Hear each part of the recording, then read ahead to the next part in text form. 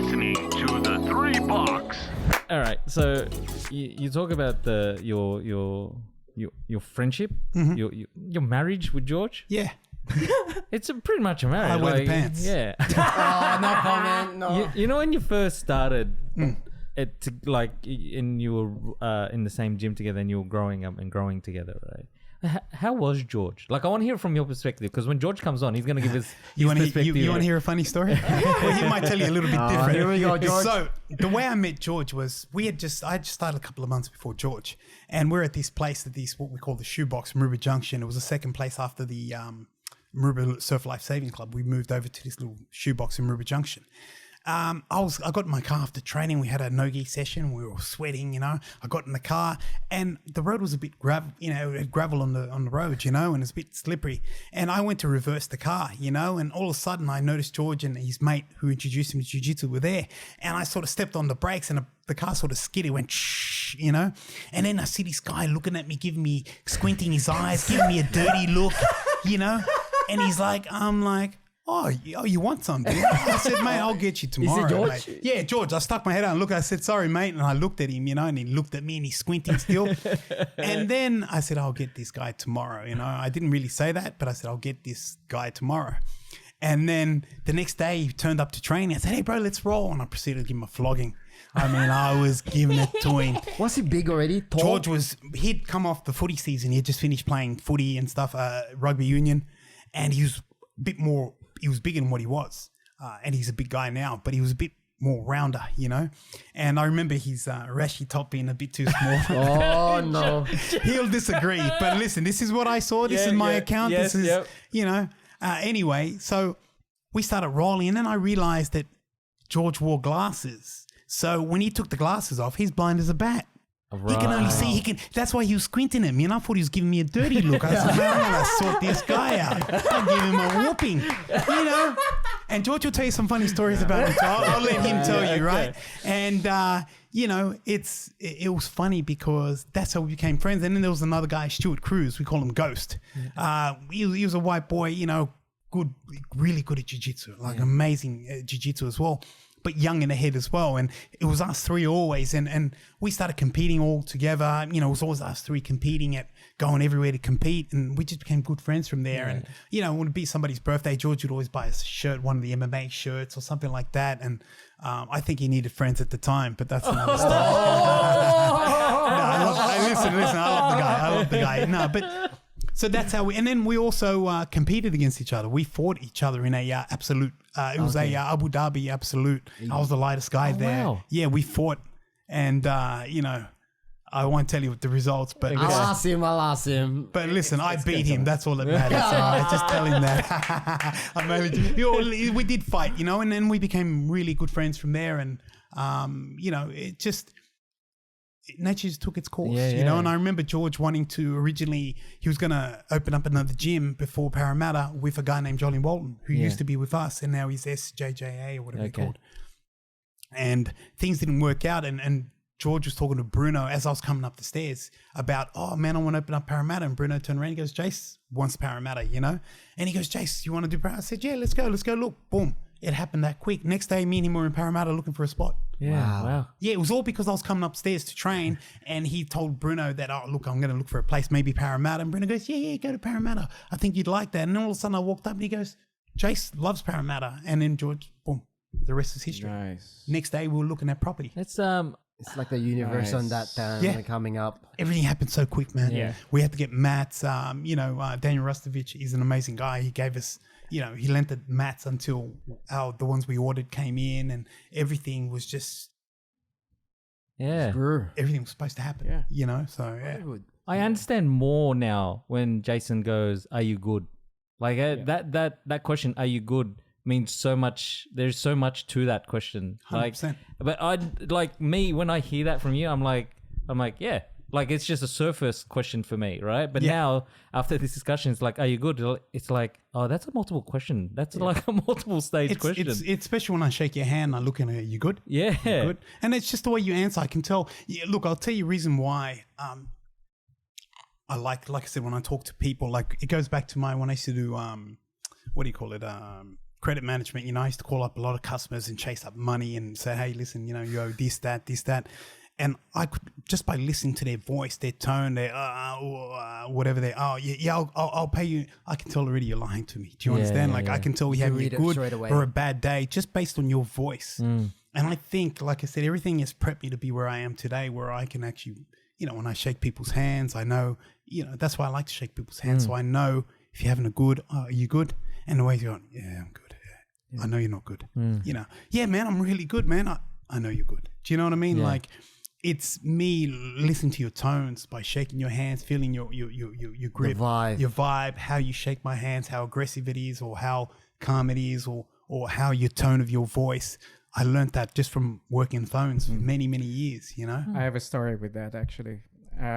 So I think it was late last year. I was going through a tough year. And I kept coming to jiu-jitsu, but then financially things were getting a bit rough for me. And I had to make a decision. I had to cut off a few things. And it broke my heart because I knew that I had to cut off, I had to stop because it was a means of survival at that point. And I looked at Jason and I said, Jason, I'm going through a bit of a tough time. I don't think I'll be coming for a month or so. And then he looked at me and he goes, it's all right. We'll fix it. Yeah. I broke down. I cried on the mat. I remember that day. I was just like, oh my God, I was so choked up. And he goes, don't worry. Just let me know. Just remind me on text. And we'll get it back. Yeah. Don't worry about it. It's a tough time right now, but you'll be out of it, which I did eventually. And I'm not alone in that. Hey, coach, there's been a few, quite a. I know that he's been able to read that, and I don't know. You want to talk about a quality human being? You got. I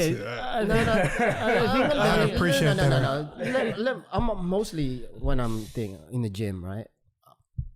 Jason and George will not talk. When someone's struggling, they don't talk about money. Yeah. You know what they always say? Come, don't worry about it. Come and train. It's never came through. Oh, you gotta pay this, you gotta pay that. It's never been like that. It's never been like that. It's like just come, train. Once you're okay, just train again. Don't worry. Look, I'll just butt in on that. Look, you gotta understand the way I think and the way George thinks is. Listen, life is really hard. Life is tough. Got a lot of outside pressures, And what place makes you happy? Gracie Parramatta. Our gym, our people. Why? Just because, you've got some issues or some financial issues, etc. Why are you going to stop training? Because you can't afford. It's not about the money for me and George. It's about your mental health. Yeah. That's when it becomes your mental health. Do you understand? And to me, like I said, with Eric, etc. There's no point me taking your money. What for? I'm not going to lose sleep over a couple of guys. 10, 20 guys. I'm not going to lose sleep. It's these guys that are giving me more than they'll ever know. And the least I can do is, if they're having a tough time, I'm happy to, help them as much as I can. You know what I mean? Until they get themselves back on. Because you know what? That also creates, because I care for them, but it also creates a lot of respect between two parties, myself and them. It creates loyalty, And you know what? These guys, if I needed something, I know they'd be the first ones there for me. Do you understand? It's just one big family, brotherhood, whatever you want to call it. To me, it's a very simple gesture. Like I said, I came from nothing, and I'm happy if I share it. Yeah, I'm happy to share it. And if I get a piece of the pie, I want them to eat the same. You know what I mean? Like I just want a piece of the pie. I don't want the whole pie. And I think with situations like that is, if your life's already hard and you need a place to release that stress and stuff, and I know what jiu-jitsu's done for me, and it's doing the same thing for them. Why would I stop them going to a place that makes them happy, makes them humble, makes them hungry again, puts them in a good spot to go clear their minds in order to go and achieve what. And Eric is back on track. You know what I mean? A couple of the other guys are all back on track. And that to me is amazing. And, we're talking about it here today on the podcast. And it's something I never bring up to anybody because that's their business and I respect that. And I don't want to pat in the back. I just want to make sure they're okay.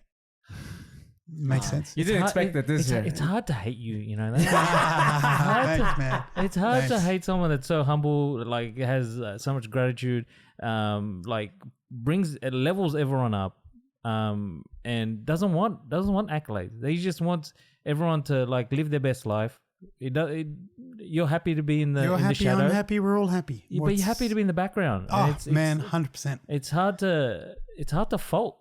It's bad. Like it's very emotional in here now. Nah, look, man. very- Look. Yeah, let's leave that to the mats. Oh, I'm done. Because I've seen like you, Darius. This is the most like Quiet he's open Yeah. you've been. I'm The- always open. No, now he's coming No, back. Now he's going back. The Jason- Frenchman's coming back. The Frenchman's coming back. Oui. But yeah, Look, you know, it's very simple, man. You know, my richness is my people. You know, my riches is my friends, my family. That's my riches. You know what I mean? And like I said, my mental wealth is doing right things by people. You know, that's makes me wealthy. You know what I mean? Being people. Because at the end of the day, look, I believe in, you know, in karma. What goes around comes around. Very simple. You be good to me, I'll be even better. You know, karma's, you know, I believe, you know, if I plan something today, I don't expect it back that same day. I know I'll get it. Maybe not today, maybe not in 5 years, but I'll get it in 10 years. Do you know what I'm saying? I'll get it back in another shape or form. I truly believe that. You know, if you do stuff because you expect something back, nothing happens. Nothing good happens to you. Does that make sense? Man, I do it. And at the end of the day, I don't expect you to pat me in the back. You know, I don't expect you to be, you know, mate, just be happy. If you're happy, I'm happy. If you forget, it's all good. I'm not going to lose sleep over it. you know, it's funny. Like at the end of this podcast, I was going to ask you what do you want to be remembered for? Your legacy. Your legacy. But throughout this whole conversation, you've reiterated what you want to be remembered for, and it's always about the people that are around you. It's always about doing good by people. Look, it's just about being genuine. Yeah. You know what I mean? And like I said, it really hurts my feelings when people try to portray you to be a certain way when you're not. You haven't walked Yeah. a minute in my shoes. You haven't seen what I've seen. You haven't been, you know, to the darkest depths that I've been to, you know. And when you try to assassinate my character, it's the worst thing you can do, because you're insulting the man that I believe that I was raised to be, the man that I believe that I am. You know what I mean? And they can be fighting words, you know what I mean? Yeah. And I don't mean to be disrespectful, but I want, you know, I do everything for the goodness of my heart. I don't expect nothing back. Look, I don't need nothing from anybody. You know what I mean? I've worked my ass off to put myself in a position. Everything I've got was never been given. I've earned everything. Jeez. You know what I mean? In all honesty, I've earned everything. And you know, my wife will tell you that. You know what I mean? And she's seen me, you know, and helped me pick me up off the floor and help me become the man that I am too. You know what I mean? And like I said, I'm truly grateful for it, because the man upstairs seems to have a spot for me and has a place for me. You know, and reminds me always to be humble. You know what I mean? And I am truly, genuinely trying to be good to everybody. Yeah. Like I said, it really hurts me if you try to assassinate my character, because what I believe in, the way I was raised, you know, to be, you know, don't insult me. You know what I mean? Don't assassinate my character. It's the worst thing you can do. And that would really hurt my feelings. You know what I mean? You can punch me in the face, do whatever you like, but don't insult my integrity. My integrity is all I got. My pride is all I got, you know, so. I'm gonna end it there because it's a great way to end this, right? I think so too. That was No, I don't want to end that question. no, serious. No, just a slight question. Cut him out. Okay. All right, No. cut him out, yeah. Being The Rock, yeah. Have you ever seen his photo, guys? With hair? With hair? It's like No, one haven't. of those Belvy DeVoe style. Handsome, yeah, man, handsome. I'll show you it. I'll show you. Can we use that as the thumbnail? Yeah, please. Oh man, Yeah, the difference you will now is Like 2 photos. Good, the- yeah, where good. Yeah, and done. Yeah. Yeah, we can do that. It'd be- I want to. Can I end it now? yeah, Yeah. I just wanted to make sure on that one. I've asked all the questions I wanted.